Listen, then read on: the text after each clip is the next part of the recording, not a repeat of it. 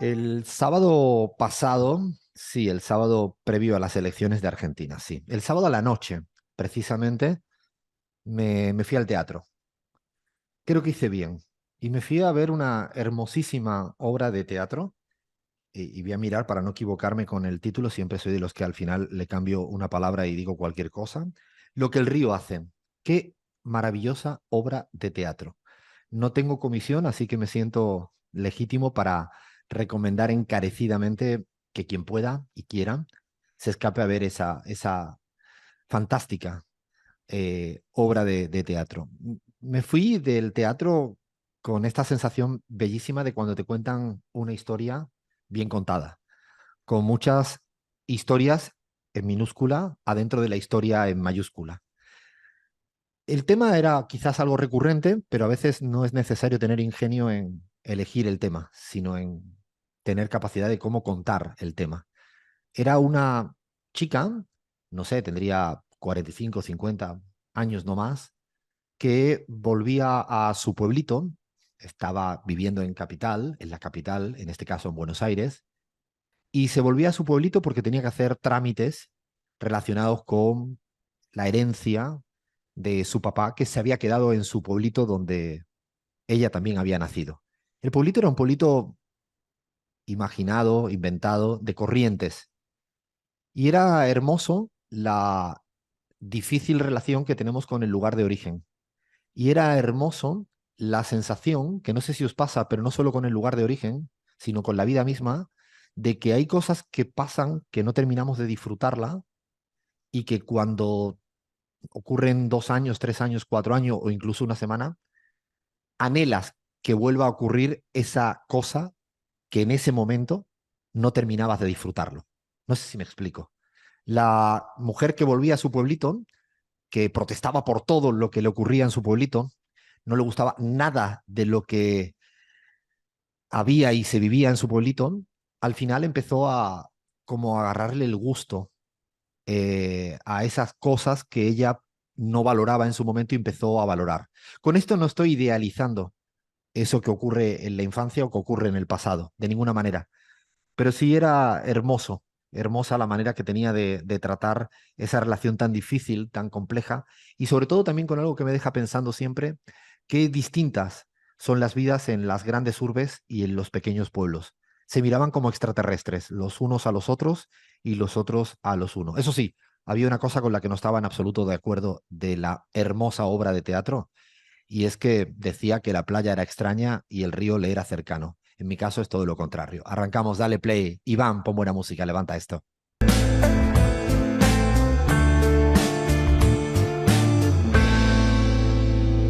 Cuando era chico quería ser como Superman, pero ahora ya quiero ser diputado del PAN o del PRI o del PRD. O cualquier cosa que tenga un poco de poder. Quiero convertirme en el músico político y construirle un piso al periférico. Quiero acabar con el tráfico. Tengo que entrar en la historia de México. Y luego miro al pecero que va medio pedo, jugando carreras con los pasajeros. Pero él tiene que pasar primero, sin luces, sin frenos, junto al patrullero. Aunque no sepa leer, no sepa hablar, él es el que te brinda la seguridad. Así lo tienes que respetar, porque él representa nuestra autoridad. So you think you're gonna hit me, but now we're gonna hit you back. So you think you're gonna hit me, but now we're gonna hit you back. So you think you're gonna hit me, but now we're gonna hit you back. So you think you're gonna hit me. Te meterá en el bolsillo una sustancia ilegal y te va a consignar al poder judicial. Y ahí seguro que te irá muy mal, porque te harán coco wash con agua mineral. Porque en ti creíamos todos los mexicanos. Te dimos trabajo pagado y honrado. Te dimos un arma para cuidarnos y el arma que usas la usas para robarnos. Y aunque quieras quejarte con papá gobierno, les pides ayuda y te mandan al infierno. Porque tendríamos que tirar buen pedo. Solo te van a dar a tole con el dedo. Y en la fila del departamento de quejas toparás con un mar de secretarias pendejas. El siguiente en la fila y así te la pelas. Pero el bono sexenal nunca se traspapela. So you think you're gonna hit me, but now we're gonna hit you back. So you think you're gonna hit me, but now we're gonna hit you back. So you think you're gonna hit me, but now we're gonna hit you back. So you think you're gonna hit me, hit me.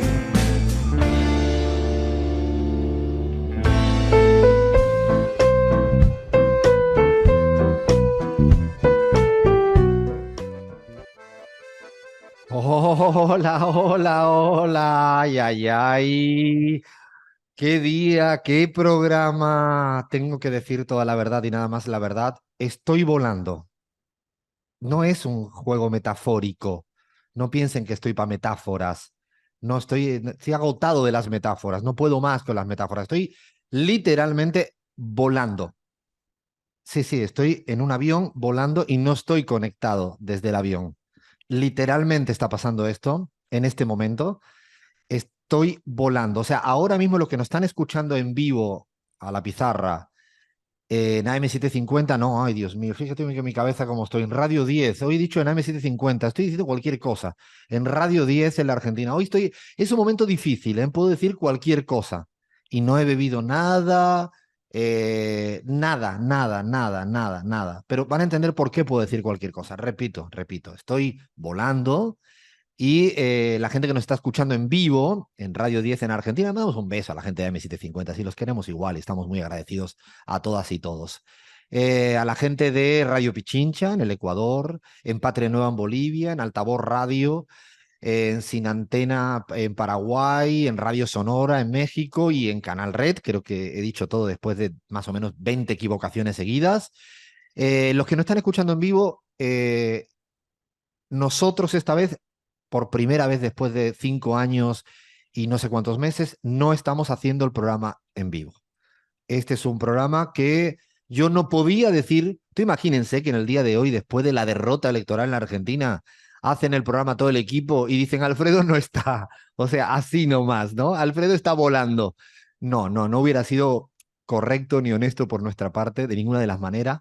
Y teníamos ganas, yo tenía especial gana de poner también la voz, que es de lo que se trata cuando hacemos radio, y estar en los momentos no fáciles. Porque si no, imagínense, si le dejo a mi equipo que se ponga a hablar del resultado electoral, acabamos hablando de los marcianos y extraterrestres, que es lo que hacen cuando yo no estoy presente.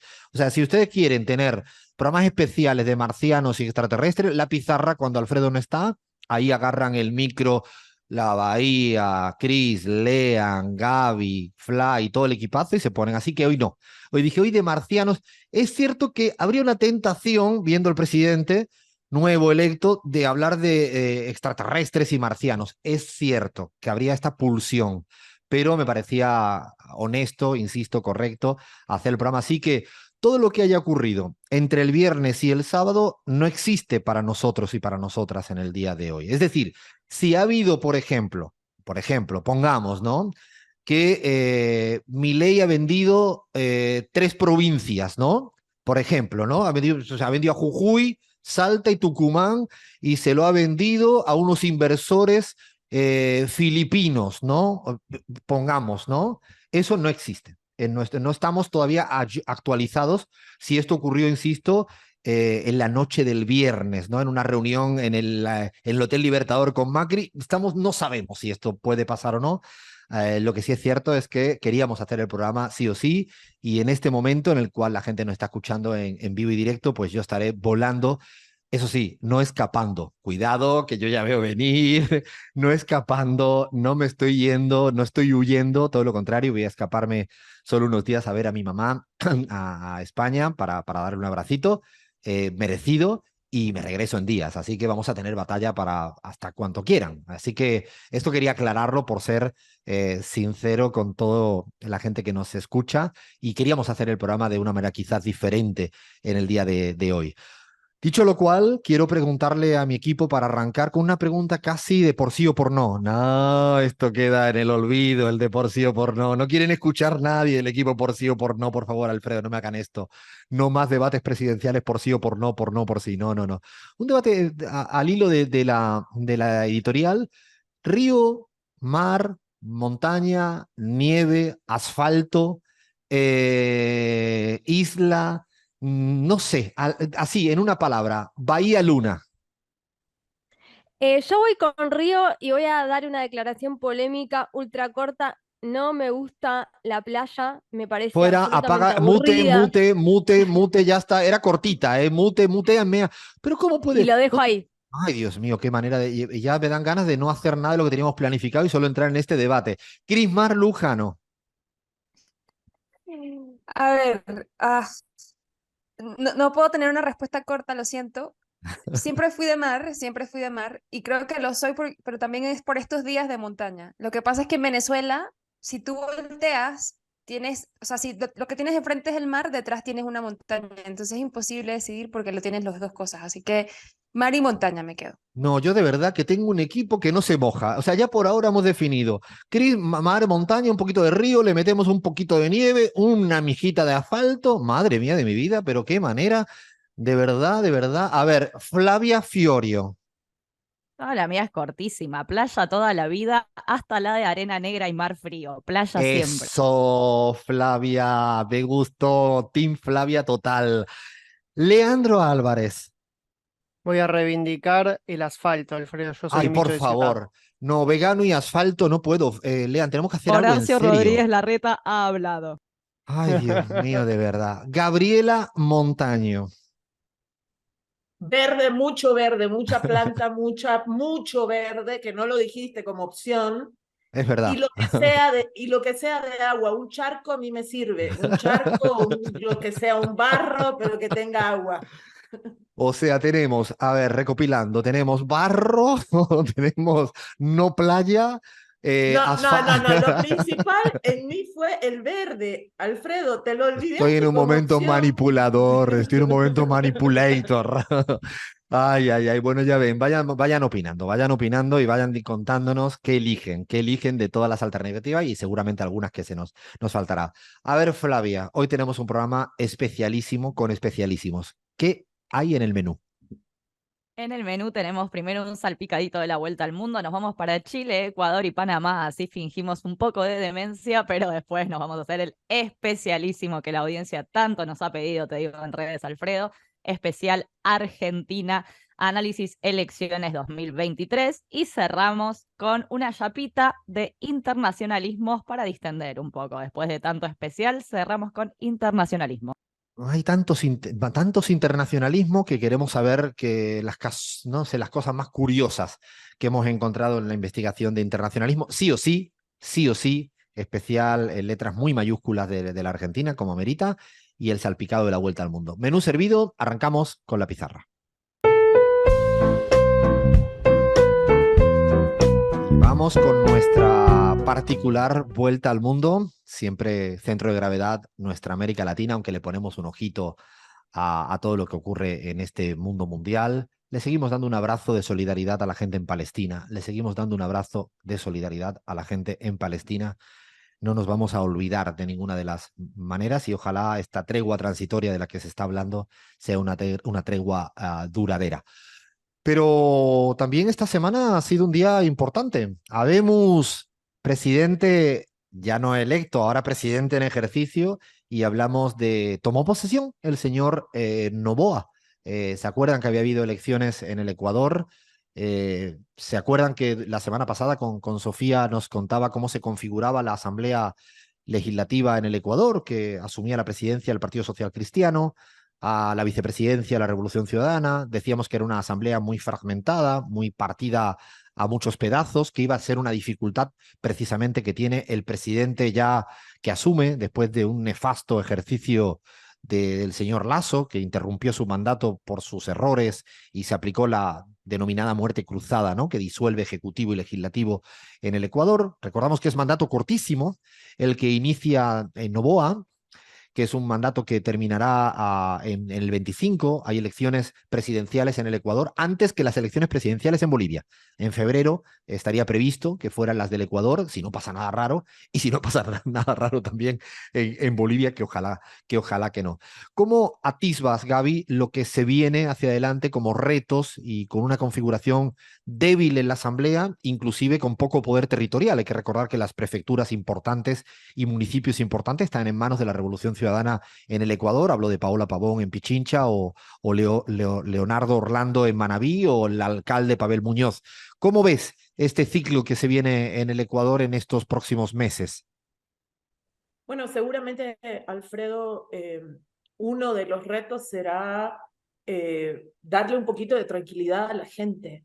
El tema de seguridad era un tema muy, muy, muy duro en toda la etapa de la pre-campaña, pero aunque ustedes no lo crean, porque todas las noticias que salen hacia el exterior de Ecuador tienen que ver con la violencia, con la inseguridad, etcétera. Pero desde mi punto de vista, creo que el tema económico también es un tema que debe abordar y de manera central el señor Noboa, en la economía para la gente, porque la gente tampoco lo está pasando muy bien en Ecuador en ese sentido. No es todo seguridad, por lo tanto, hacia adelante para Noboa. Tiene que poder pensar en el empleo, en el trabajo, en la economía de los sectores populares en Ecuador. Y creo que aunque pareciera una muy, muy, muy positiva señal lo que se dio la anterior semana en términos de una asamblea muy cohesionada en torno a la elección de su presidencia, creo que también va a tener que tener la humildad para tratar con la asamblea. Él ha sido asambleísta, no creer que porque hubo una franca mayoría para elegir la presidencia de la Asamblea va a ser todo así, ¿no? Él había preanunciado que en las primeras semanas enviaría un proyecto de ley de emergencia económica y bueno, tocará hacerlo con la humildad de saber que él no tiene, ni mucho menos, la mayoría, es la tercera fuerza al interior de la Asamblea Ecuatoriana y por lo tanto tendrá que debatir con el resto, ¿no?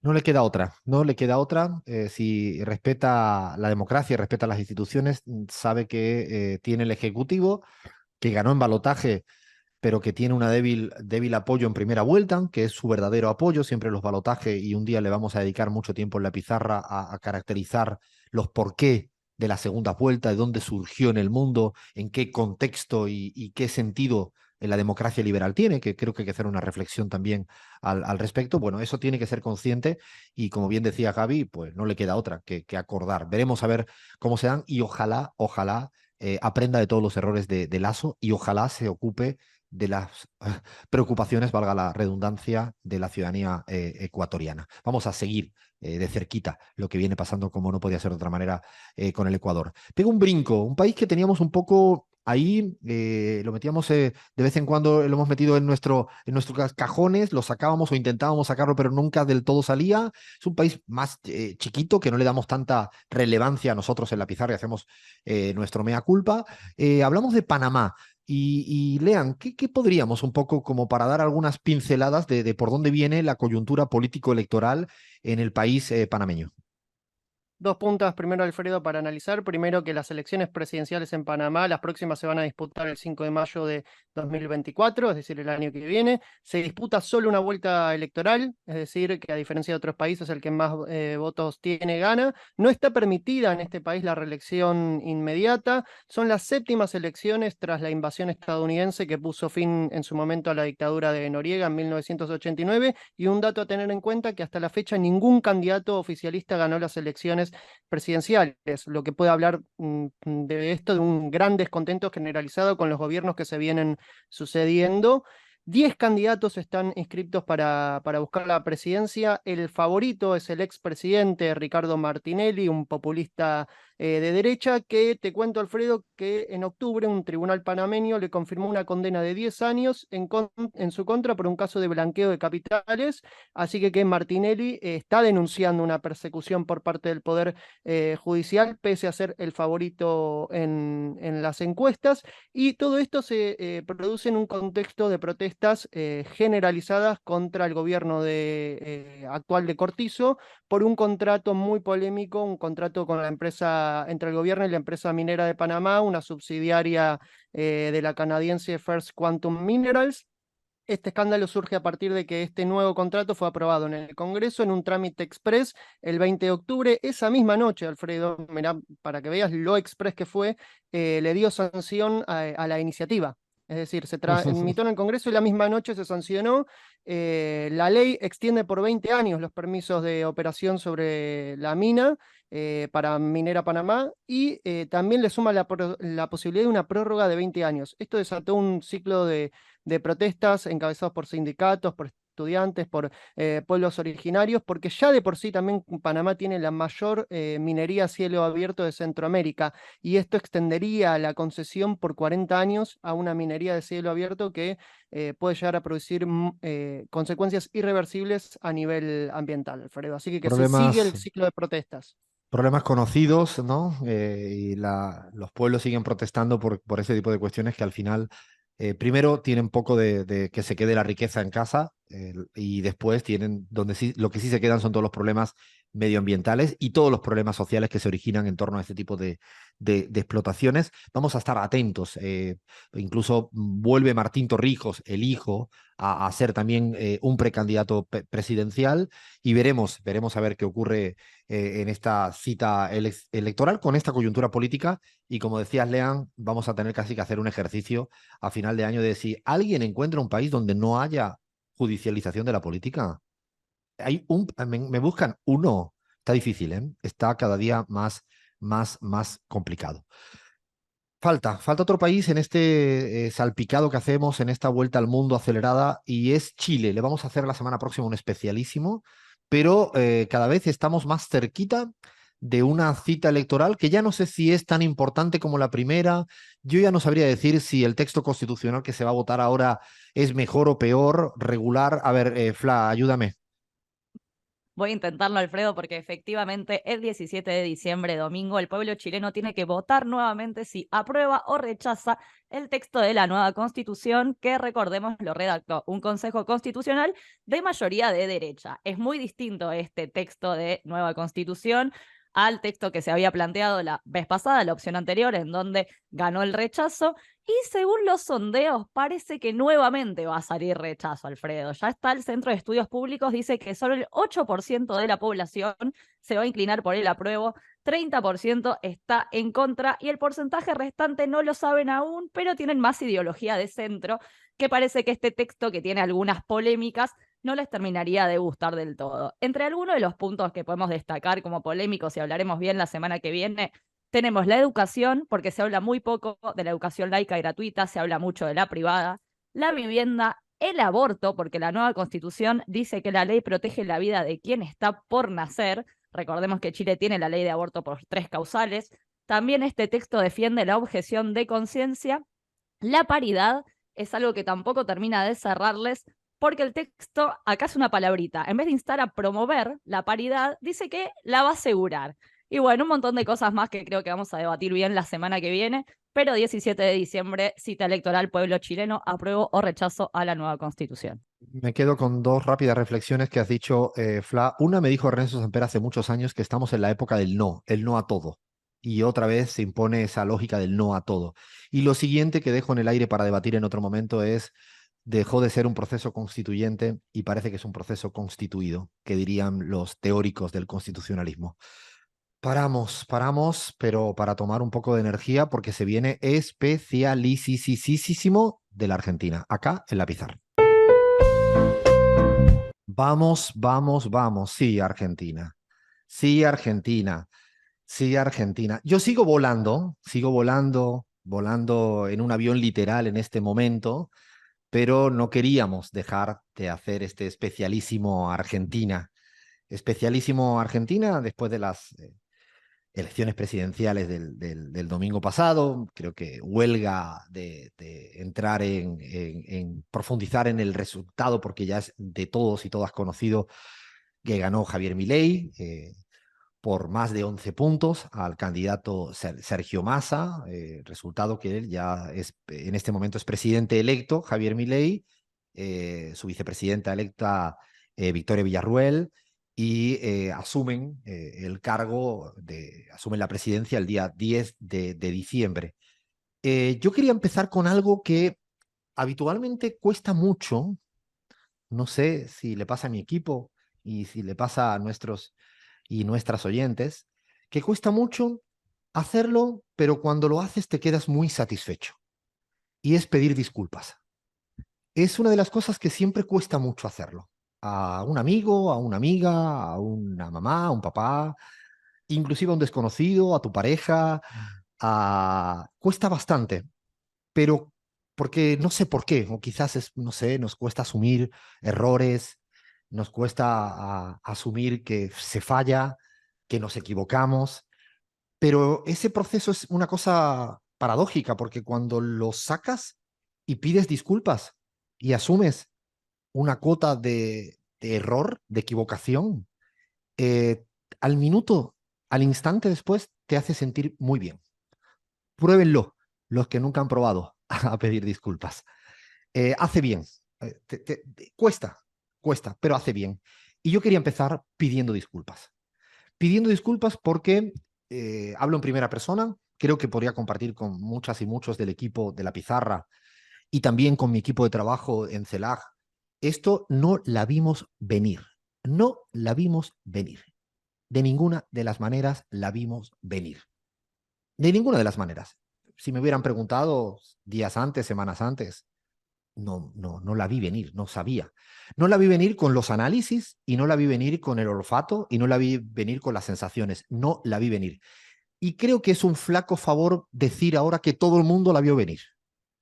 Me parece que no hace bien el abrazarse y el enroscarse al querer llevar razón siempre.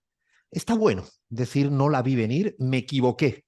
A mí me parece que eso es un campo fértil para entender en qué uno se equivoca e intentar equivocarse un poquito menos en la próxima. Y creo que no la vimos venir. No la vimos venir. No la vimos venir. No pensábamos. Si me permiten una confidencia, algunos y algunas lo saben, siempre de las elecciones, quizás para rebajar la ansiedad, le pregunto a mi grupo de trabajo de CELAG y también a un grupo de gente que algo de política entienden, qué iba a pasar en las elecciones del domingo. Lo hice el sábado. Las consultas fueron como 20 personas de mi equipo de trabajo y unas 30 personas de todo, no voy a decir nombres y apellidos porque queda feo, pero del más alto nivel, de todo tipo, con mucha responsabilidad y gente con mucha capacidad. Bueno, de 50 personas, solo hubo 3 personas que me dijeron que ganaba Milei y por la mínima. Repito, solo hubo 3 personas que me dijeron que ganaba Milei y por la mínima. El resto, incluido yo, para ponerme como burro el primero, pensaba que no iba a ocurrir eso. Y ahí me pregunto, en esta semana me pregunto, y quería compartir por qué. Y creo que es una, no sé si comparten, se los miro a Bahía, a Cris, a Lean, a Fla, a Gaby y al resto de nuestros oyentes, que seguramente les te estoy hasta viendo. No sé si comparten que uno entra en un profundo dilema, y es la ilusión, el entusiasmo que te obliga a creer que puedes ganar o que Milei puede perder, el casi una condición sine qua non cuando uno va a disputar algo, que es creer, entusiasmarse, ilusionarse, es casi inevitable, porque si no tienen esas, no sé cómo diría, esencias, es imposible ir a disputar nada. Yo no puedo ir a jugar un partido de fútbol si no creo que voy a ganar, aunque sea bajita el grado de esperanza. Y esa ilusión, ese entusiasmo, esas ganas, ese querer creer, creo que te hace, y ahí está el dilema, perder la perspectiva y perder de vista cosas que meses antes las veías. A mí si hace 7 u 8 meses nos preguntaban con nuestros estudios, con nuestras sensaciones, si Unión por la Patria, el Frente de Todos o quien fuere, sin saber si era Sergio Massa el candidato o quien fuese, podía ganar una elección en la Argentina, estoy convencido que esas 50 personas a las que le consulté me hubieran dicho en el 98% que era imposible. Pero pasa el tiempo, se aproxima el momento, se da una burbuja electoral que es una, casi como, tiene unas características medio marcianas cuando se dan las elecciones, porque todo el mundo se metamorfosea mucho, nosotros también, los investigadores también, porque no hay nada objetivo. Y de hecho en ese punto quiero hacer incluso otra mea culpa. Porque la última encuesta que hicimos, la última que hace del día 8 de noviembre, terminamos, nosotros creíamos que había empate, pero que mirando las características de todo lo que le llamamos el electorado volátil, creíamos que Mas iba a ser el ganador. Y después me he parado a pensar por qué. Y es muy interesante. La primera mea culpa que hago es que las preguntas que le hicimos a ese electorado volátil eran preguntas que seguramente estaban sesgadas para que fueran a favor de Sergio Massa. O sea, nos equivocamos en las preguntas que le hicimos. Porque si hubiéramos hecho otras preguntas, a lo mejor hubiera preguntas más equilibradas, menos condicionadas por el entusiasmo, por el tsunami que te lleva a ir a un sitio. Si hubiéramos hecho otro tipo de preguntas, fijaros que de las 5 preguntas que le hicimos a ese electorado volátil, solo había una en la que ganaba Javier Milei por goleada, que era ¿quién va a resolver la inflación? Y ahí sí ganaba Milei. Pero en el resto, que eran preguntas seguramente condicionadas, equivocadamente elegidas, era más al ganador. ¿Quién es más dialoguista? ¿Quién se parece más a la gente común? ¿No? Probablemente nos equivocamos en elegir las preguntas. Y probablemente nos equivocamos por el entusiasmo y por acabar viviendo en una burbuja que te permea. Aunque quieras generar un impermeable, no hay manera, no hay manera. Y por eso creo que es interesante aprender también de este mea culpa, que insisto, nos pasó a nosotros en el análisis, porque cuando miro hacia atrás y me dediqué esta semana a mirar la encuesta de hace 6 meses, en todos los escenarios no había manera de ganar en balotaje. Y lo dijimos privadamente. Y de hecho públicamente decía, mejor no hablemos del balotaje, pero sabíamos que perdíamos. Sin embargo, no tuvimos el equilibrio de seguir manteniendo la perspectiva de cómo estaban las cosas y nos dejamos arrebatar por el entusiasmo, insisto, siendo necesario el entusiasmo. Qué dilema, ¿no? Qué dilema tan difícil a la hora de vivir, militar y analizar y explicar. Así que quería hacer esta primera entrada más personal, quizá más colectiva, con mi equipo, pero era justo y necesario. Y ahora vienen más y más y más análisis de todo lo que ocurrió en la Argentina, con opiniones como Juan Grabois, Zapatero, José Luis Rodríguez Zapatero y Álvaro García Linera. Seguimos en la pizarra.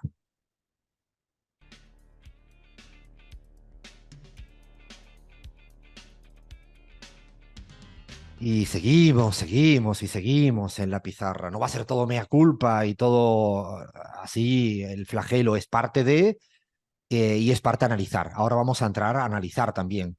Pero antes de que nosotros y nosotras vayamos a ver si somos capaces de desmenuzar por qué Milei sacó el 55% en esta segunda vuelta, cuáles son los factores que explican y quiénes son los que ganaron y perdieron y los aprendizajes y lecciones que nos dejan, yo creo que hay 3 personas que hemos querido consultar en la pizarra y que me parece que nos van a dar un marco fantástico.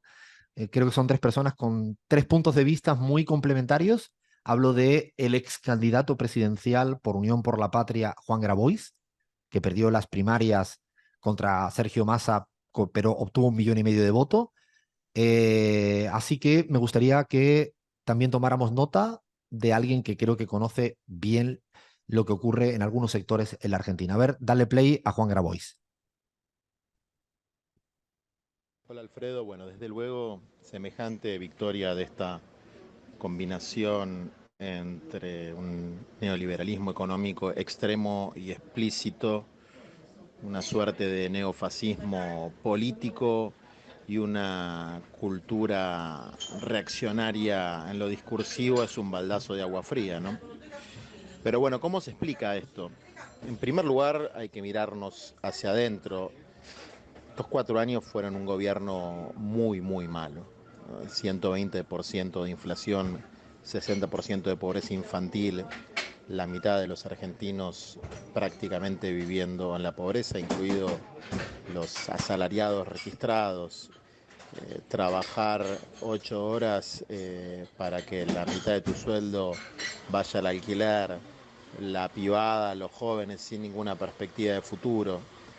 Todo eso sumado a una pandemia donde además se vio un doble estándar, algunos tenían privilegios para la vacunación, el propio presidente participó de una fiesta, que es algo que caló muy hondo en la conciencia colectiva de nuestro pueblo, situaciones de corrupción y de ostentación de riqueza.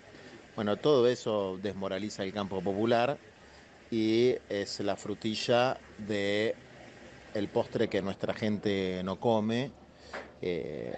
Muy difícil ganar una elección en ese contexto.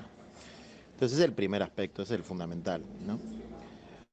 Un segundo elemento es que en el último tramo de la campaña, en el balotaje, que era difícil de ganar, Mauricio Macri, el jefe del campo gorila, que no es el mismo campo de Milei, el campo antiperonista, el campo anti-Cristina, el campo que vendría a representar lo que fue el videlismo, la revolución libertadora, tuvo una estrategia inteligente, ¿no?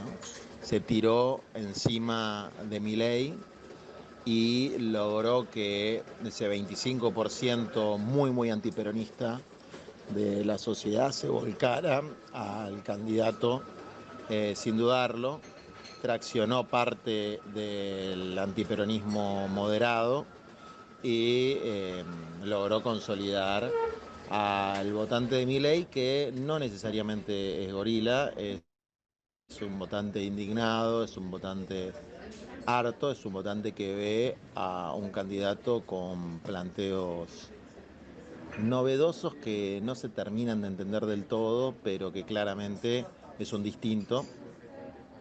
Y son votantes de todas las clases sociales, particularmente de los sectores populares, ¿no? Entonces hay que ahí también ver el mérito táctico de nuestros rivales.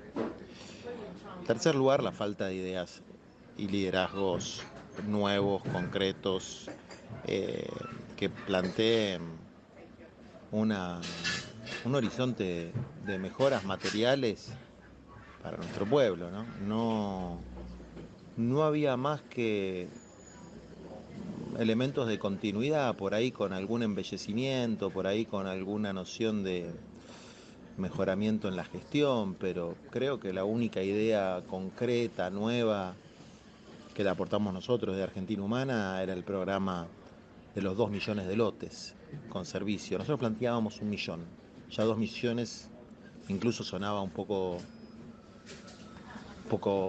que no iba a suceder, ¿no? Porque los que estudiamos el tema sabemos que en 4 años 2 millones de lotes es casi imposible. Y bueno, en cuarto lugar, el movimiento popular no tiene que desesperarse, tenemos 200 y pico de años de historia, desde que los gauchos, los criollos, los indios, los negros nos juntamos para expulsar al invasor inglés. Todavía éramos colonia de España, pero empezó a despuntar la conciencia nacional, popular, latinoamericana. Hasta el día de hoy nos hemos caído, nos hemos levantado, y a no desesperar, a no regalarse tampoco, a rodearnos de solidaridad nacional, latinoamericana, internacional, a defender a nuestro pueblo pobre, a defender los derechos, a defender a nuestros dirigentes también, a componer nuevas melodías, sin perder obviamente nuestra memoria histórica, y a construir una nueva perspectiva, porque más temprano que tarde nuestro campo va a volver al gobierno, pero no puede volver a ganar una elección y tener una victoria electoral y un fracaso político. Te mando un abrazo grande. Le mandamos un abrazo gigante a Juan Grabois, que ha tenido el tiempo, las ganas, la fuerza y su calma e inteligencia para poder explicarnos un poco, ayudarnos a entender, ayudarnos a comprender siempre una derrota electoral compleja y difícil. Creo que podemos seguir teniendo ciertos privilegios que nos damos en la pizarra, y estamos muy orgullosas de tener esta gente amiga, esta gente cercana, porque ahora vamos a escuchar a otra persona que yo creo que vale la pena. Álvaro García Linera, creo que no necesita presentaciones. Escuchémoslo, y la pregunta es la misma: ¿qué explica la derrota o la victoria de Javier Milei? Dale play, Iván. Se perdieron las elecciones en Argentina porque el progresismo y el gobierno no pudieron resolver los más angustiantes problemas que afectaban a la mayoría de los argentinos. La crisis económica y la inflación heredada, que día a día devaluaba los salarios de los trabajadores, que recortaba los ingresos de las familias, que erosionaba los bolsillos de los laburantes precarios, continuó y se incrementó, dando lugar no solo a mayor incertidumbre y desesperanza sobre el porvenir, sino además a una tremenda decepción política. Esto aún es más evidente respecto a los jóvenes de origen popular y los informales, a los cuales el actual progresismo no los entiende. Si a ellos sumamos una extrema derecha agresiva que supo aprovechar estos errores, el resultado era previsible. Gracias a Álvaro García Linera, ex vicepresidente de Bolivia, conoce muy bien la Argentina y además conoce muy bien lo que ocurre siempre en los surcos profundos de las sociedades. Creo que nos deja también pensando y entendiendo.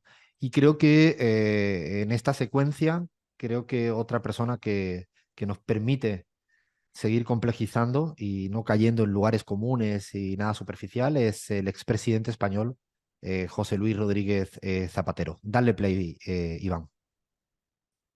Un saludo muy cordial a todos los que seguís la pizarra. Se le pide un análisis de las elecciones argentinas. Siempre hay un riesgo de hacerlo desde otro país. Aún así, conociendo los datos fundamentales del debate, del desarrollo en los últimos años y del resultado, me inclino a pensar que la situación económica, la inflación, especialmente la inflación, ha sido un resultado determinante, ha sido un hecho decisivo. Recuerdo en mi etapa de presidente haber conocido algún informe en donde se ponía de manifiesto la casi traslación automática que existe entre resultado electoral e inflación muy alta, que es casi siempre la derrota del gobierno, incluso con más fuerza que una situación de alto desempleo. Bueno, quedará mucho tiempo por analizar.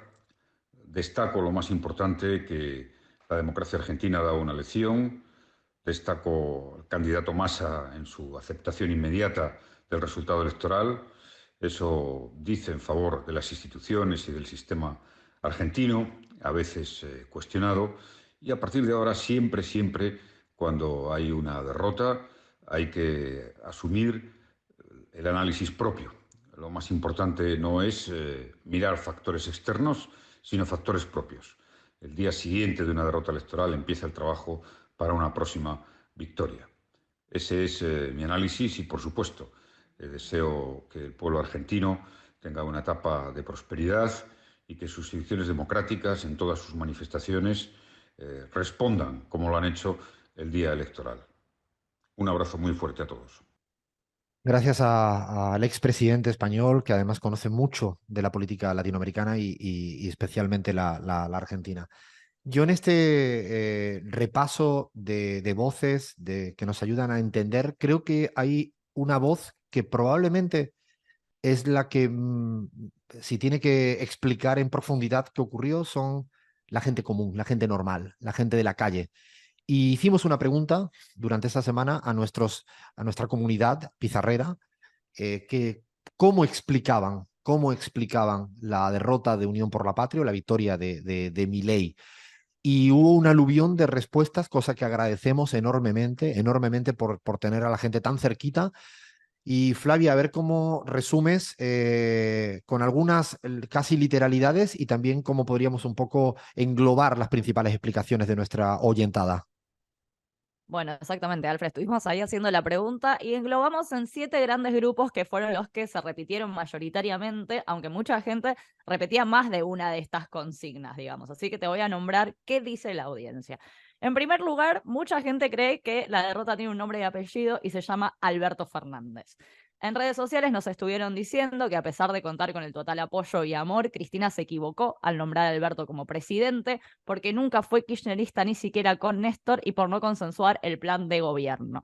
Hay personas como Jorge Sendoya que nos dijeron que la cobardía y falta de verdadero sentido nacional y popular de Alberto fueron los que hicieron que se pierda esta elección. Su falta total de peronismo, todos lo califican como una persona fuera, digamos, del peronismo, del kirchnerismo, y traición de Alberto Fernández hacia el movimiento. Esa es una de las respuestas que englobamos, que tiene nombre y apellido y sería Alberto Fernández. Otra de las respuestas fue el mal gobierno de Alberto Fernández, que hablaban justamente que lo que inclinó la balanza fue la inflación, falta de dólares, un mal gobierno.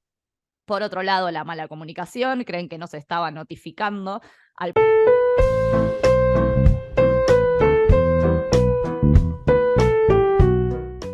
política, el antiperonismo machacado y el odio de los medios. Y mucha gente respondió, por supuesto, lo que también estamos escuchando recién, Alfred, que es la economía. Mucha gente dice que no haber solucionado la inflación de más del 100%, el préstamo del FMI que no se pudo solucionar, el precio de la comida y que la gente cada vez le estaba costando más llegar a fin de mes, es algo que evidentemente no se podía dejar de lado. A mí me pareció importante también destacar cuál fue el rol de la juventud, porque muchos dicen que la lejanía de la juventud votante con el 2001, e incluso por supuesto con la dictadura, y el triunfo de la subjetividad, como Milei no va a hacer lo que dice que va a hacer, es otro factor interesante. Y yo de todas estas respuestas te lo englobé con un resumen que básicamente la mayoría dice que es un combo entre la economía, sensación de gobierno acéfalo, mala gestión, odio al peronismo y que influye la juventud a la hora de votar porque no vivieron el 2001, se demonizó la historia y triunfó la subjetividad. Este es un recopilatorio de mucha gente que nos ha escrito y le agradecemos mucho porque además creo, no es nuestra opinión, nuestra valoración, pero sí creo que dan las teclas, las claves para entender lo que ha ocurrido y por qué ha ocurrido. Y me parece que era un buen complemento para los análisis de Juan Grabois, Álvaro García Linera y José Luis Rodríguez Zapatero, los que más nosotros valoramos, que es a nuestra audiencia, a la gente que está con nosotros, y le agradecemos. Y vamos a ir siguiendo haciendo preguntas semanas tras semanas para que nos ayuden a entender y a pensar lo que ocurre en nuestra América Latina. Hacemos un paréntesis chiquito porque no se crean que esto ha terminado. Ahora viene todavía mucho, mucho más análisis especial, elecciones presidenciales en la Argentina, en la pizarra.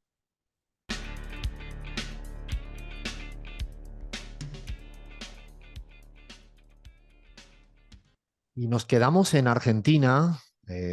Tengo que decir de broma y en serio que esta semana, cuando decíamos qué tiempo le dedicamos a la Argentina, en este programa especial de la pizarra, sin que sirva de precedente, en este programa vamos a ser muy argentinocéntricas. Eso sí, a partir de la semana próxima y la próxima y la próxima, vamos a ser, ¿cómo se diría? Desargentinocéntricos, ¿no? Si el término este se podría hoy inventar. Pero era necesario, creo que era necesario escuchar lo que piensa nuestra audiencia, lo que piensan, yo diría que gente con mucha valía como Zapatero, Grabois y Álvaro García Linera. Y también yo tenía ganas de hacer este mea culpa con cierto sosiego. Y ahora, antes de escuchar al equipo, que seguramente todos y todas tienen algo que decir, algo que aportar, desde lo más sensorial hasta lo más analítico, vale todo, porque vale todo. Yo quería, si pongo en modo de titulares y me permiten, no da tiempo a profundizar en todo, vamos a ir seguramente escribiendo sobre estos temas, pero sí quisiera poner algunos titulares que al menos, y quizá casi ninguno lo voy a decir con una certeza del 100%. Permítame que todavía tenga un halo de dudas de todo lo que hoy pienso, de lo que hoy analizo. Me parece que quiero que me acompañe un tiempito la duda y no me voy a pelear con nadie respecto a la certeza 100% de lo que estoy explicando, lo que estoy manifestando. Quisiera poner algunos titulares de cómo entendí lo que ocurrió, más allá de la pérdida de perspectiva y de perder de vista, como dijimos al principio, ¿no? Que eso es algo fundamental. Primero me quedo con una duda que me inclino por llevarlo a una afirmación. Ahí estoy en ese puente, y es: otra vez perdió la moderación. Una vez más perdió la moderación. No parece la primera vez que pierde la moderación. Los intentos de buscar la moderación centrada, otra vez más perdió. Lo dejo ahí. Otro aspecto, fijaros que había una suerte de disputa, batalla, pulso entre el miedo a y la crisis de representatividad política. El miedo a Milei, a lo que pueda ser, a la incertidumbre en la que ahora mismo estamos envueltos, a lo que pueda ¿no? Tomar decisiones, ese miedo a, que es legítimo como sentimiento en una sociedad, en una persona, pero había otra pulsión muy fuerte que era la crisis de representatividad de la clase política, la clase mediática, la clase en un sentido amplio. Esa, al final, la crisis de representatividad política en la Argentina en este momento le ganó por goleada al miedo. Le ganó por goleada al miedo. Otro aspecto. El día que llegue un debate presidencial, os pido, por favor, que no perdamos de vista cuál es el debate en el barrio. El debate en el barrio es la inflación.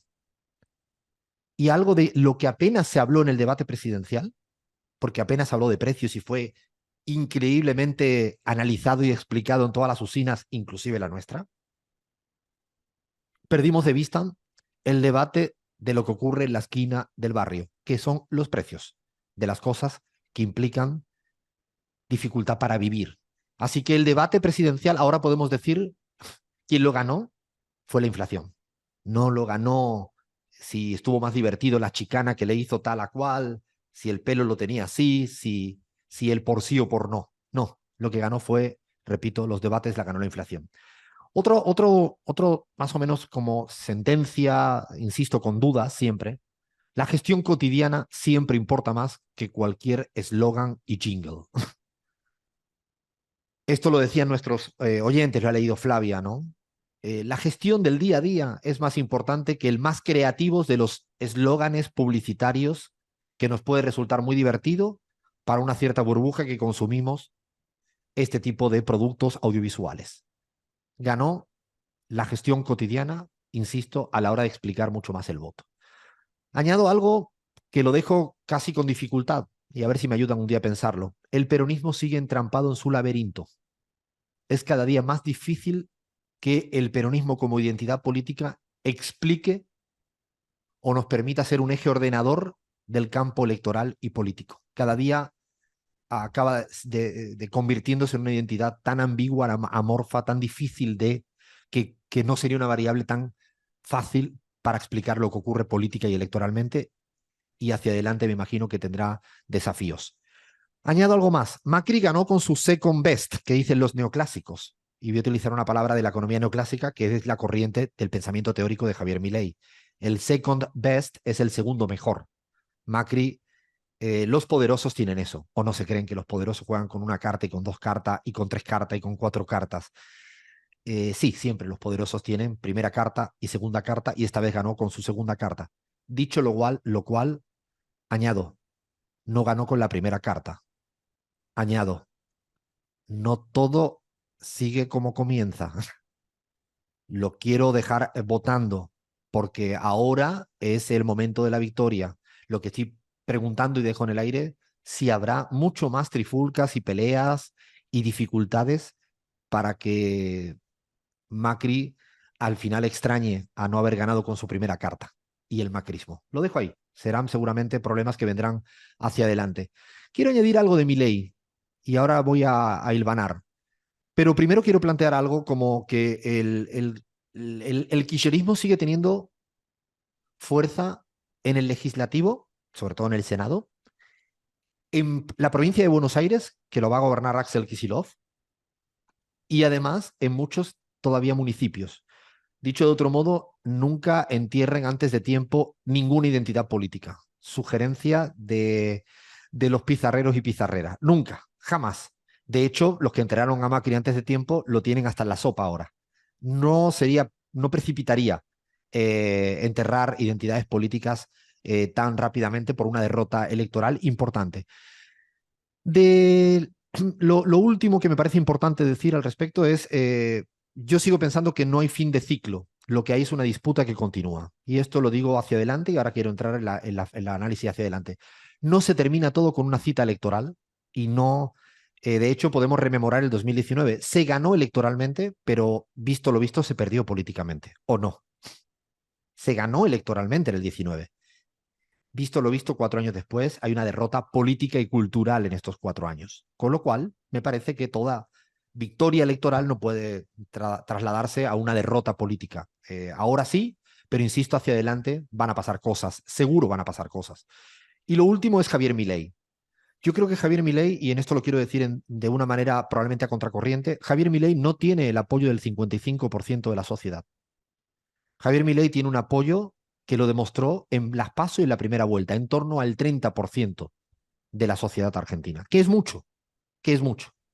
Pero insisto, el 55% de Javier Milei no es un voto de Javier Milei como un voto en primera vuelta. Si no entendemos esto, se podría caer en el mismo error de pensar que Macri en el 2015 tenía el apoyo post-balotaje, cuando al final, con el paso del tiempo, se demostró que no fue así. Jamás lo que se obtiene en un balotaje es lo que equivale a tu apoyo real en primera vuelta. ¿Esto significa que tiene el apoyo electoral del 55%? Evidentemente sí, claro que sí lo tiene. ¿Cómo no vamos a negar esta realidad? Lo importante es intentar desgranar este 55%, y ahora ya sí que termino, antes de escuchar a Gaby, a Bahía, a Lean, a Cris y a Fla. El 55% de Javier Milei, lo que sí quiero, y ahí sí que no tengo dudas, no es un 55% de derechas. Ni, es más, mucho menos de ultraderecha. Yo creo que este 55% es heterogéneo. Es un conglomerado heterogéneo, que está conformado por muchas cosas. Una parte de voto de derecha y de ultraderecha. No puedo ni debemos negarlo. Una parte de ese 55% son gente con pensamiento de derecha, de ultraderecha, que roza en algunos momentos el nazismo, que roza la... Sí, claro que sí. Luego hay otra parte que yo quisiera dejarlo aquí clarísimamente. Son jóvenes de esta nueva época, que yo creo que del todo no tenemos claridad de cómo son. Y me niego a estigmatizarlos y a condenarlos y a juzgarlos negativamente. Me niego. Disculpen, pero me niego. El día que caiga en el error de ver que las generaciones que vienen son peores que las que estamos ahora, la verdad que me retiraré de hablar en público. Me retiraré. Me niego, me niego, me niego. Veo a mi sobrina Zoe, que tiene 12 añitos, que va a cumplir este domingo, y me niego, me niego. Tienen otros valores, otra episteme, otro contexto, otras fuentes de información, otras fuentes de desinformación, otra cultura de época, otra velocidad, otra fragmentación del pensamiento, no sé. Pero me niego a decir, no, es que no saben votar. Ah, ahora no saben, antes sabían. ¿Cómo es esto? Cuando te conviene. No, no, es más complejo que eso. No voy a caer jamás en eso. Jamás voy a caer en eso. Pero hay que tenerlo como una variable presente. Luego hay una parte de un votante que viene y va, votante volátil, que vota para un lado y para otro, que va y viene, que nunca vota siempre al mismo. Yo, de hecho, en Bolivia el otro día me encontraba una persona que me decía, yo voté toda la vida a Evo, después del golpe voté a Mesa y ahora votaría a Lucho. Y yo me dije, y madre mía de mi vida, ¿qué cacao tiene en la cabeza? Y no, a lo mejor el cacao lo tengo yo, que pienso siempre muy lineal. Y a lo mejor el señor tendrá sus valoraciones, ¿no? Hay un votante que va y viene, que es distinto. Yo creo que eso también existía y en la Argentina. Luego hay un votante más antica que otra cosa, un votante antikirchnerista, que no es que sea fascista, es antikirchnerista y a veces antiperonista, como decía un poco Juan Grabois, y vota por el anti. Hay una variable explicativa del 55% que voto para que el otro no gane, ¿no? Y eso existe como razón de ser. Luego hay otra parte que yo creo que lo han dicho todos nuestros y nuestras oyentes, que para mí es clave. Es una población decepcionadísima con el actual gobierno y con la gestión, y una población totalmente desesperada, con razón, por la situación económica. Y son factores absolutamente legítimas y que entiendo a la perfección que están buscando otra cosa. ¿Que nos puede llevar al abismo? Yo creo que sí. ¿Que va a ser difícil a partir de ahora? Yo creo que sí. ¿Que se viene un periodo de incertidumbre jodidísimo con el señor Javier Milei, porque no creo que sepa lo que tiene entre manos, más allá de lo que plantea como un manual de teoría neoclásica? Yo creo que sí. Ahora, la desesperación y la decepción te hace que no avales ni apoyes a este gobierno. Así que me parece que esta coctelera, sin tener claridad de cuál es el porcentaje de cada factor, sí creo que el 55% no me parece que sea completamente de derecha 100% en la sociedad argentina, y esto es una esperanza con la que me sigo abrazando a pesar de los pesares. Gaby Montaño, hablé demasiado y quiero escucharte. ¿Qué refutas o qué complementas? Bueno, complemento, Alfredo, porque estoy de acuerdo con todo lo que se ha dicho, incluyendo a esos tres invitados de lujo en esos audios que compartimos, y por supuesto a la gente. Pero yo quiero introducir un elemento del que no se ha hablado mucho hasta ahora, y es cuánto pesa en la gente no solamente las ideas hacia futuro, sino las ideas que has defendido históricamente desde la izquierda, el peronismo, etcétera. ¿Cuántos fueron defendidas realmente durante estos últimos 2 años? ¿Fueron uniformemente defendidas? ¿Se puso esas banderas, se plantó esas banderas en cada discurso, en cada plataforma de comunicación con la gente, o se las dejó un poco abandonadas y se permitió que vaya penetrando en el ideario de la gente las ideas que Javier Milei repite en cada entrevista que hace? Yo me pregunto si un joven de 20 años le preguntan la definición de qué es ser libertario, la sabe de memoria. Pero si le preguntan cuál es la definición de ser una persona de izquierda, probablemente no la tenga tan clara. La defensa de las ideas y de las banderas hacia atrás y hacia adelante me parece un elemento importantísimo en esto que se ha llamado batalla cultural. Y creo que a veces las propias internas de las que nos hemos reído muchas veces en este programa dejan poco espacio para ese debate.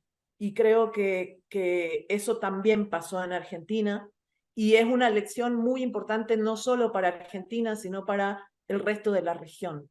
Y un segundo elemento que quisiera poner sobre la mesa, lo dibujó un poquito Grabois, pero yo me paro ahí. Digo, cuando la izquierda gobierna, a veces se olvida que los lapsos de tiempo en la historia en los que la izquierda tiene la oportunidad de transformar las cosas son muy cortitos.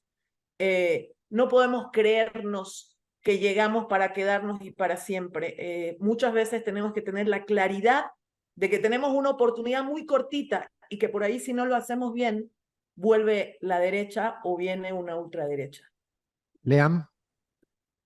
Alfredo, para mí el resultado en primer lugar es impactante. 14 millones de personas. Milei es el presidente más votado de nuestros 40 años de democracia ininterrumpida. Justo en este aniversario, ¿no? Con los votos de la ciudadanía le da rienda suelta de su destino a quienes cuando le preguntaron si querían en la democracia dijeron que no o respondieron con el teorema de Arrow. Y quizás esa respuesta para mí también es un síntoma de un sentir más colectivo, de profundo descontento con algunas de las promesas de la democracia, porque si bien la participación fue alta, para mí eso no implica un entusiasmo por la democracia, sino un castigo justamente a ese sistema, tal cual está, un sistema injusto, con sueldos a la baja, una crisis ininterrumpida de 6 años, y en línea con lo que dijiste, Alfredo, de que perdió la moderación, y también en línea con el análisis más cultural que hizo Gaby, le agrego que también el peronismo careció de un relato, ¿no? Un relato de gobierno, se dejó llevar por los cantos de sirena, los medios de comunicación, de que el deseo de la sociedad era cerrar la grieta, y empezó a concebir a la práctica política a partir únicamente del consenso. Para mí se olvidó de una dimensión muy, pero muy importante a la hora de dar la batalla cultural que decía Gaby, que es la dinámica del conflicto, de construir un otro, ¿no? Para delimitarse, y eso lo hizo de forma, para mí, muy exitosa La Libertad Avanza. Un nosotros muy heterogéneo, la gente de bien que trabaja, los pobres, los excluidos de los privilegios, y un ellos constituido en la casta política. Las consignas en la dinámica del conflicto generan base, movilizan, y si bien no buscan representar a la mayoría de la población, sí generan clima, generan temas de discusión, de conversación, y acá también la pandemia cumplió un rol fundamental en la aglutinación de esa fuerza, Alfredo. Para mí no hay que olvidar ese factor, que ahí empezó ese subsuelo organizado liberal de una clase obrera cada vez más atomizada, cada vez menos organizada y cada vez más individualista, que el peronismo no supo ver. Me quedo con la idea de, habéis dicho, le paso la palabra ahora a Bahía, de Lean y Gaby, también, que no lo dije y me parece muy acertado, la ausencia de convicciones como siempre un ancla en momentos difíciles, ¿no? Que luego esto es como lo que nutre un relato. El relato se nutre de las convicciones y probablemente la ausencia de convicciones me parece que es sumamente también importante que probablemente faltó en este periodo. Vaya. Bien, sobre todo No, con proyectos tan difíciles que nos preocupan tanto. Me quedo también con lo que venía planteando Linnea hace un tiempo, ¿no? Tendremos victorias temporales y derrotas temporales también, y hay que construir nuevas victorias, y en ese sentido, más allá de las consecuencias y los resultados electorales, cómo ir construyendo lo que decía Juan Grabois, ¿no? Nuevas melodías sin desconocer la historia y todo lo demás. Me quedo con algo que vos dijiste hace un tiempo, Alfredo, que era de, ojo, que estamos leyendo a Milei con los recortes de Milei. Y me parece que para construir un nuevo análisis y también líneas de acción que nos permitan generar posibilidades de ir y de defender lo construido, los derechos, la democracia, hay que analizar también con argumentos sólidos, escuchando la totalidad del discurso de Milei y no caer en la soberbia de los recortes que nos indignan, porque hay un montón de cuestiones de Milei que nosotros ideológicamente estamos en contra, que podemos discutir y que tenemos que discutir entendiendo todo el relato de Milei, entero. En ese sentido me parece que es un desafío poder leer a Milei, también como lo leen los jóvenes, también como lo lee la gente que lo votó con esperanza. Eso no nos va a hacer claudicar nuestras convicciones, que las tenemos firmes, pero sí me parece interesante que para construir nuevas melodías, nuevas canciones, sin desconocer las anteriores, sin desconocer la historia, poder interpretar la melodía que está sonando en este momento. Flavia.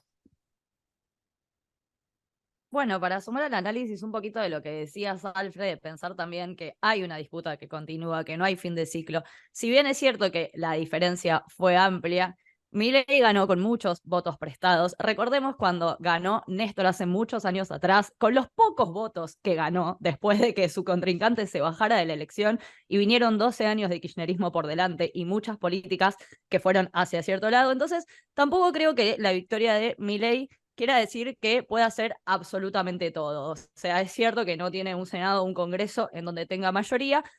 De todas maneras, dicho esto, sí creo que hay que empezar a escuchar un poco más. A mí, de todo el análisis que hicimos acá, me quedo con el principio de Alfred de lo sorprendente que fue para mí, en términos personales, por ejemplo, el triunfo de Milei, y no solo su triunfo, sino la diferencia de puntos. Yo estaba segura, no sabía muy bien quién iba a ganar la elección, pero estaba segura que la diferencia iba a ser 49-51.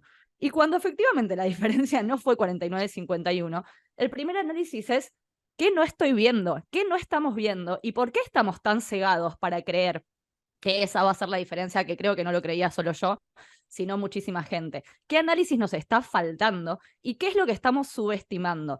¿Es a la juventud que no vivió ciertas cosas? ¿Es al votante harto? ¿Es a la economía? ¿Es a la gestión de gobierno de Alberto Fernández? ¿Es a la decisión de Cristina? O sea, no puedo dar una respuesta, creo que hay muchísimas y muchas variables, pero creo que sí tenemos que dejar de subestimar. Y en mi caso particular, y esto lo quiero dejar algo muy personal y privado, pero yo, por ejemplo, me di cuenta que subestimé a Mauricio Macri.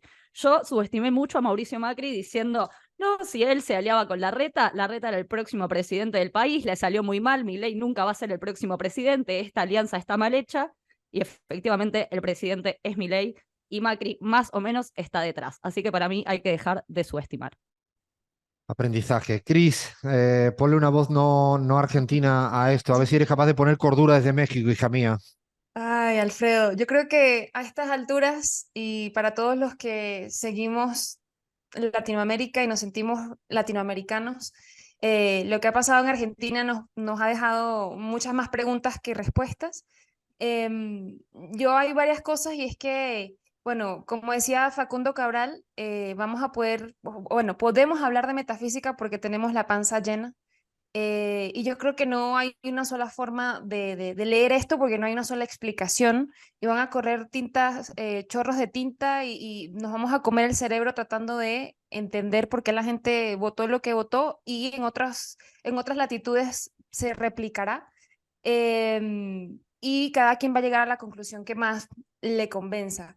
Pero yo creo que hay algo clave y es que se siente en la calle y es que la gente está cansada de que los analicen. La gente está cansada de ser ratas de laboratorio, que las encuestadoras salgan y le dicen usted quiere A o usted quiere B, y que ninguna de esas dos opciones sean las respuestas que queremos decir.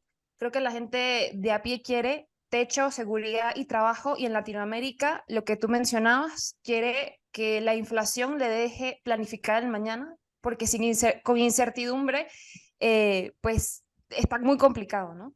Y yo creo que en línea con lo que todos decían, pues creo que es necesario que todas las corrientes políticas sean sometidas a examen, a crítica sincera y honesta, transparente, y porque esta desconexión de algunos sectores del oficialismo, no solamente en Argentina, y esta desconexión con lo que pasa en la calle realmente fue trágica, y también lo fue la desconexión esta, o el status quo de la intelectualidad, de querer sobreintelectualizar absolutamente todo lo que nos pasa. Y de ahí la crisis de los oficialismos que en América Latina no ha podido retener el poder en unas elecciones democráticas desde el 2015. ¿No? La gran excepción, Paraguay, donde el Partido Colorado pues, ha gobernado durante los últimos 70 años, y aunque Milei es una escalofriante pues, victoria de la ultraderecha disfrazada de antisistema, yo creo que para el latinoamericano promedio la clase gobernante es predatoria, y ya sea por ignorancia o por convicción, están convencidos de que cualquier mal, aún las crueles políticas de alguien como Milei, serán mejores para continuar como estamos. Entonces la derecha tiene en ese sentido la comprobación de una lectura no más eficiente del malestar social, y de ahí mis preguntas, ¿no? ¿Cómo vamos a recuperar el relato de la transformación, del cambio, del ser antisistema, de montarnos otra vez en la otra acera? Y cómo vamos a reconstruir una propuesta económica y política que entienda lo que está sucediendo hoy en nuestras sociedades y que pueda proyectar un futuro. Porque ¿de qué me sirve, pensarán algunos jóvenes, de qué me sirve tener una carrera universitaria, una educación pública, si me tengo que convertir en taxista para poder llevar comida a mi casa? Y esto lo digo muy particularmente con Venezuela. Siempre fue una victoria tener universidades, ¿no? La recuperación de la educación pública o la educación como un derecho, pero que al final esto no me sirve para comer, no me sirve para subsistir. Entonces, en ese sentido, creo que, como dice algún dicho, cuando veas las barbas de tu vecino arder, pon las tuyas en remojo. Así que la conclusión un poco de tantas cosas que queremos decir de lo que sucedió en la Argentina con una visión más latinoamericana. A mí me parece importante lo que plantea Chris, esa desafección, desapego a lo que pasa en la calle, de los oficialismos. Yo le añado que no solo tienen un problema los oficialismos, sino tiene un problema la clase política tradicional, porque la oposición en la Argentina quedó tercera en la primera vuelta. O sea, no es que, digo, para pensar, las oposiciones tradicionales siguen cayendo en los mismos errores que los oficialismos. O sea, el problema es de crisis de no solo de representatividad, sino un poco siguiendo la línea casi de todos y todas, y un poco lo que apuntaba Chris al final, de examinar mal, entender mal, no escuchar bien, poner el oído en el territorio y no sintonizar con lo que al final la gente universitaria y joven piensa. Creo que por eso digo, no creo que solo sea un problema del oficialismo, creo que es un problema que inclusive los no oficialismos o oposiciones tradicionales también están perdidas y perdidos. De hecho, no es casual, y ese es un buen dato el que decía Chris, que el único oficialismo que ganó recientemente es donde no hay balotaje. También es una variable para entender. No es casual, porque si hubiera habido balotaje en el Paraguay, seguramente la sumatoria de las dos candidaturas también desplazaba al oficialismo. Creo que son muchas preguntas, interrogantes que tenemos, creo que hay muchos acuerdos en que hay razones que explican esto, y hacia adelante habrá tiempo. ¿Qué va a hacer hacia adelante el señor Milei? A mí me salen muchas dudas, con honestidad, muchas dudas. Me da mucho miedo real que se meta en una suerte de experimento con la sociedad argentina. Que sea un proyecto de gobierno experimental. Esto sí me entra cierto pánico. Luego también tengo a veces un poco el consuelo de que sea Donald Trump, que hable más de lo que haga. No sé a cuántas guerras declaró el señor Donald Trump y al final ninguna, ¿no? ¿Se acuerdan del momento Corea? Que voy, y que no voy, no voy, no voy. Tengo a veces un poco una sensación si Milei va a caer en esa tentación o va a ser Bolsonaro que lo que dijo lo hizo. No sé si me estoy explicando, ¿no? Creo que no sé por dónde va a ir el señor Javier Milei. Ojalá tenga un cierto grado de responsabilidad. Ojalá tenga un cierto grado de responsabilidad. Y como decíais todas y todos, ojalá también rápidamente nos levantemos de esto, sigamos construyendo, sigamos pensando, sigamos mejorando, porque esto nunca termina acá. Gaby creo que quiere decir algo para cerrar, ya sí que estamos sin tiempo. Sí, solamente desde fuera de Argentina, el cariño, el amor, el devolver la solidaridad que Argentina nos mostró a los bolivianos cuando tuvimos un golpe de Estado, que sepan todos y todas que estamos ahí, para las que sea, esa nada más. Es lindo terminar con solidaridad también de Latinoamérica hacia el pueblo argentino que perdió en estas elecciones. Hasta acá este especialisísimo Argentina en la pizarra, pero todavía queda un ratito más de programa.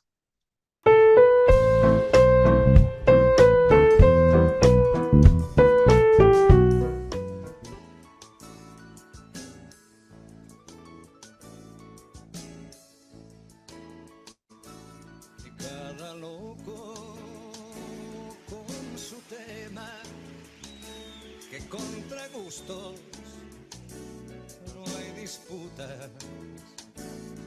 Artefactos, bestias, hombres y mujeres, cada uno es como es. ¿Y si dejamos media hora de música? ¿Y si dejamos 30 minutos de escuchar a Serrat? A ver, Iván, ponelo otra vez otro poquito, así que me estoy relajando muy bien, me está viniendo muy bien. Pero puestos a escoger, soy partidario de las voces de la calle, más que del diccionario. Me privan más los barrios que el centro de la ciudad, y los artesanos más. Ay, Serrat, pero qué lindo que canta Serrat, ¿eh? Yo creo que estoy por dejarlo así casi al final.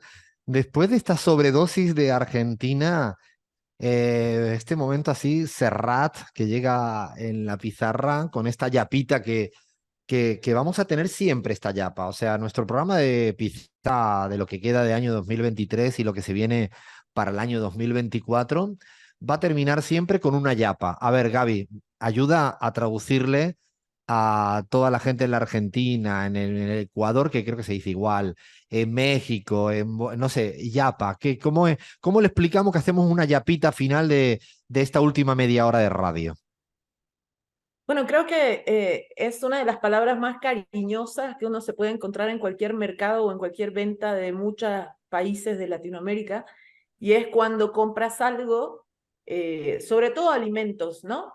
Y le dices a la caserita o a quien te esté vendiendo que un poquito más, o la caserita de cariño te dice, bueno, usted está comprando 1 kilo, pero te pone un poquito más por el mismo precio, ¿no? Esa es la yapita, esa es la yapa. Y mira cómo es la vida, Alfredo. Esta palabra me hace recuerdo a una persona que quise mucho, que ya no está, que murió, mi ex suegra, y ella tenía un programa de radio en Santa Cruz que se llamaba El Tango y la Yapa.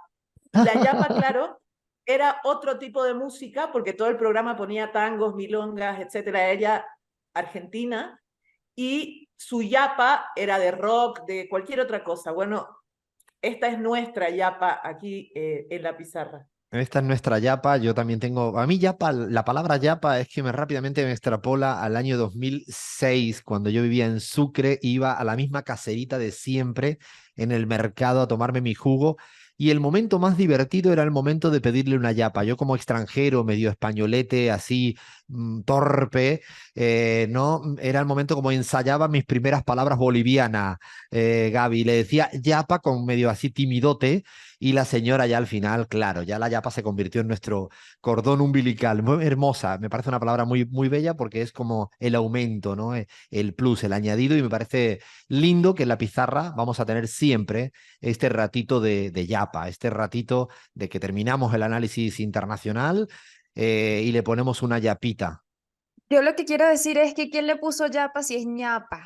No, pero ¿qué ñapa con dices? Es ñ. yapa. Era otro No, nombre. Ahora es tienes que explicarlo yapa. de vuelta. Gaby, Bueno, ¿es yapa o ñapa? A ver, decime no tú sé, que a eres ver, la experta. preguntémosle a la audiencia, porque en Venezuela, en México se dice ñapa.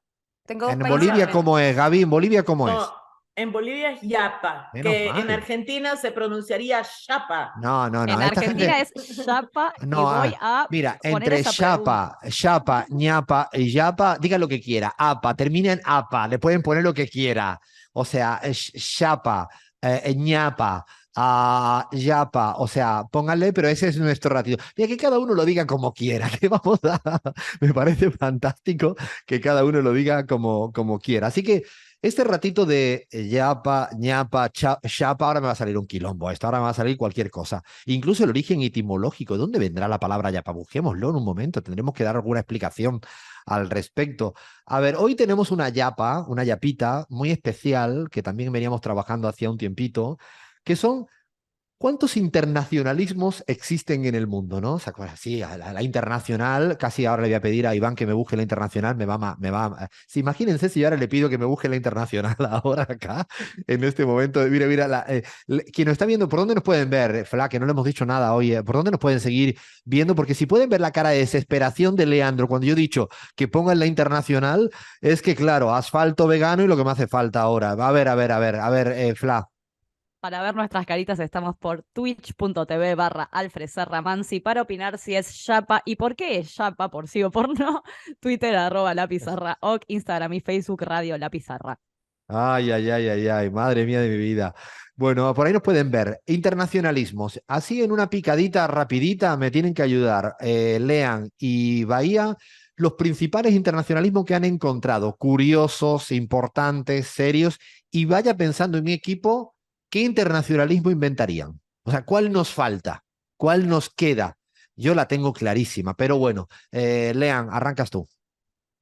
Alfredo, arrancamos quizás por la más conocida y que sigue vigente en la actualidad, la Internacional Socialista, que tiene sus raíces en la Segunda Internacional de 1889, que es conocida por sus posiciones revisionistas del marxismo, en un contexto donde los partidos socialdemócratas, como el alemán, por ejemplo, conseguían lugar en el Parlamento, representación en el sistema. Y hoy podríamos decir que son unos socialistas muy locos, ¿no? Porque la Internacional Socialista nuclea a varios partidos que han virado a posiciones de centro derecha e incluso de derecha, sin ir más lejos el Partido Socialista Argentino, que formaba parte de la coalición de Juntos por el Cambio hasta hace muy poco. También la integra la Unión Cívica Radical desde el gobierno de Alfonsín. Otros partidos también en Latinoamérica que la integran a la Internacional Socialista. Podemos mencionar al PRI y al PRD de México y al Partido Liberal en Colombia. Y por último también obviamente Pedro Sánchez es quien es el presidente de la Internacional Socialista. Anteriormente había sido Georgios Papandreou de Grecia, el conocido primer ministro que realizó un gran ajuste en Grecia. O sea, ya cabe cualquier cosa en la Internacional Socialista. Sí. O sea, no estará Patricia Bullrich ni, ¿no? Hay cualquier cosa. Yo me acuerdo que algunos gobernantes de Venezuela antichavistas pertenecían también a la Internacional Socialista y he encontrado de todo, absolutamente de todo. Si miramos el listado nos sorprenderíamos. A ver, más internacionalismos, Bahía. A ver, no sé si arrancar con la feminista o con la vegetariana. No, Tenemos esas vegetariana dos. no. Vamos con la primera, Bahía. Efectivamente, lideresas, funcionarias y militantes feministas de 25 países anunciaron en marzo el encuentro fundacional de la Internacional Feminista, que finalmente se realizó a principios de abril de este año en la Ciudad de México. Algunos objetivos: coordinar las luchas feministas, combatir las desigualdades del modelo económico y social, transformar las sociedades capitalistas y patriarcales en un mundo que Conozco a la además se encuentra fundadora. atravesado, Conozco a la claro, fundadora. en estas cuestiones que se encuentran atravesadas por las crisis económicas, políticas, sociales, sanitarias, ambientales, que efectivamente nos vemos más afectadas y empobrecidas las mujeres, ¿no? Está entre ellas, si querés decir a la fundadora, Alfredo, que es Yo conozco tu una fundadora, amiga, el resto no me importa nada. La fundadora se llama Gabriela Montaño, que la tenemos acá. Así que, Gaby, por favor, hable. Montaño. Y sí, Montaño, ¿qué te crees Bueno, tú? bueno, ¿Qué piensas? ¿Que voy a ser yo o que va a una ser de las Leandro? muchísimas compañeras. Ah, bueno. Pero lo más bonito de todo es que la Internacional Feminista en México también tuvo su versión mexicana. 400 mujeres mexicanas en Iztapalapa, en ese lugar que les hablé el anterior, en una utopía de Iztapalapa, fue hermoso. Así que sí, seguimos ahí batallando. Por supuesto, estaba Gabriela Montaño, pero además estaba Xiomara Castro, estaba Claudia Sheinbaum, la ministra de la Presidencia de Bolivia, Marianela Prada, bueno, diferentes referentas de todo el mundo del progresismo, fundamentalmente latinoamericano, se nucleó en esta nueva internacional feminista. Me parece que esta sí que la suscribimos. Ahora tenemos Internacional Vegetariano. ¿En serio que existe, Bahía? ¿O es, En serio que existe, y acá le voy a dar un poco paso a Lea, no sé si la conocías, es la Unión Vegetariana Internacional. Nació en 1908, Alfredo. ¿Cuándo? A ver, sí, tiene muchísimos años y hay como el hit de esta internacional es la Veg Fest, que se hace todos los años, que es como una fiesta O vegana. sea, Mira, una Lea fiesta la que hace conoce. que comen pepinos. Nos tiramos lechugas. ¿Qué Se hacen, tiran. Lean, ahí? ¿Qué hacen en esta Que Como se la los va a fiesta? contar tomatina, pero acá. nos arrojamos lechugas, chicos. Ay, Dios mío, qué aburridísimo, de verdad no Bueno, puedo más. la misión es promover el veganismo provocando un movimiento global ¿Se puede basado manifestar en uno en la plantas. puerta de este lugar? Yo, o sea, ¿puedo manifestarme ahí? ¿Dónde está esto, Bahía? No, bueno, puedes ir a la fiesta mundial, se hace en diferentes países todos los años. Podemos averiguar el año que viene para Búsquenla porque voy a mandar ir con Guillermo a Oglietti. Lean. O fundar la Internacional Carnívora, o sea, si Esa me querés. gusta, Claro. esa es la idea. Armá un Es- partido, Alfredo, y ganá las elecciones. l- l- Armemos nuestro propio movimiento. movimiento Bueno, carnívoro. Oh, suena a esto que ahora ya cualquier cosa puede ganar una elección, ¿eh? claro, no, difícil. Difunden recetas veganas, hacen encuentros y foros veganos, publican libros sobre veganismos. Bueno, y tienen cartillas de lugares, hoteles y restaurantes Ya veganos. está, no hace falta tanta Le- información, Bahía, ya está. sí. También, tampoco ahora vamos a estar haciendo un especial del internacionalismo No, vegano, por sigamos, favor. ¿Tú estás inscrito, Leán? Ya estoy mandando mis datos para inscribirme. ¿Alguna más? A ver, dígame otro internacionalismo, Lean, que tengas por ahí. Bueno, ya que hablamos de la Internacional Socialista, nos vamos a otra vereda, que es la Internacional Conservadora o Unión Internacional Demócrata. Es una agrupación de partidos políticos profundamente anticomunistas que se fundaron en 1983, partidos conservadores, en algunos casos demócrata cristianos, y su sede actual se encuentra en Londres, en el Reino Unido. Fue fundado en el cenit de la avanzada conservadora a nivel internacional, con figuras como Margaret Thatcher, como George Bush, como Helmut Kohl, como el presidente de Francia Jacques Chirac. Actualmente está compuesto por 46 partidos, Alfredo, y hoy quizás el partido más resonante que la compone es la CDU de Alemania, el Partido Conservador de Gran Bretaña, el Partido Republicano de Estados Unidos y el PP de España. A nivel latinoamericano, el PRO forma parte de esta unión, el Centro Democrático de Colombia y los Colorados de Paraguay. O sea, todos los demócratas que cuando pierden unas elecciones cantan cualquier cosa, madre mía de vida. Al final son unas internacionales como de oxímoron, ¿no? Casi extrañas. A ver, alguito más, alguna más que tengas por ahí para ir cerrando. ¿Alguna curiosa tienes por ahí? ¿Tienen ahí, Bahía, Leán? De pueblos originarios, que también es un internacional que quizás no sabíamos que existía, y también tenemos la Internacional de la Educación, que por supuesto participan todos muchos países de América Latina, que digamos, ahí no es de izquierdas, digamos, participan diferentes organismos, instituciones, y los objetivos justamente es defender la educación gratuita, de calidad y financiada públicamente para todos los estudiantes, ¿no? Esto que está tan en boga de la privatización de la educación, bueno, la Internacional de la Educación promueve la educación gratuita y de calidad para todos y todas. O sea, las internacionales, por lo que estoy viendo, hay tantas internacionales como los días que hay, ¿no? Día de, ¿no? El tomate, día de cualquier cosa. A ver, para terminar, porque ya estamos casi sin tiempo, pero yo necesito que me digáis un internacionalismo que quisierais crear, pero sin explicación, así en modo titular. Lean. Y yo te diría que me gustaría inventar la Internacional de Boca Juniors, aunque no soy hincha de Boca Juniors, pero creo que lo merece. Flavia. Bueno, yo iba a ir por el mismo lado, pero la Internacional Académica por Racing Club. Ah, muy bien.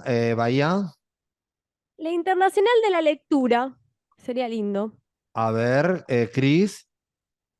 La internacional creativa, porque creo que en estos momentos lo que más necesitamos es eso. Gaby. La Internacional de la Modorra. Ah, muy buena. Yo iba a decir algo muy parecido. De hecho, es para mí la internacional de la siesta. O sea, sin siesta no hay vida. No existe la vida sin siesta. Ay, ay, ay. Paramos, que ya no quedan casi nada de esta travesura radial llamada La Pizarra.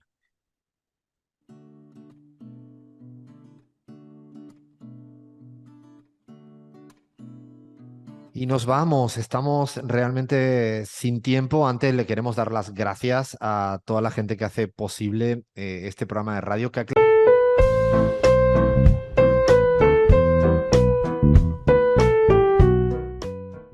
Que pasó, porque es la primera vez en nuestra historia y sin que sirva de precedente, no lo vamos a hacer nunca más, grabar un programa no en vivo.